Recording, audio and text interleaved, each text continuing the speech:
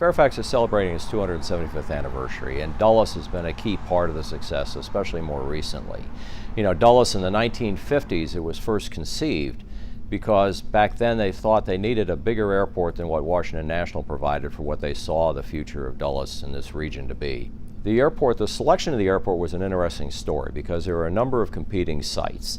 It was dedicated on November 16th of 1962, and operations actually started on November 19th of 1962. It was named for John Foster Dulles, who was the Secretary of State under the Eisenhower administration. So the dedication was out here on the ramp at the base of the tower. Back in 1962, there wasn't really much activity west of Arlington County. And the reason it was out here is because they knew that a new type aircraft was coming in, jets. And the 707 was the first one. They knew they needed longer runways.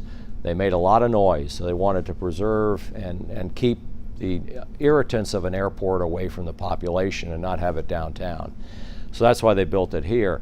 An interesting fact is they got all the local Boy Scout troops to come out and plant trees. They planted over 1.5 million trees all around the perimeter of Dulles to shield the residents from the noise as they built it.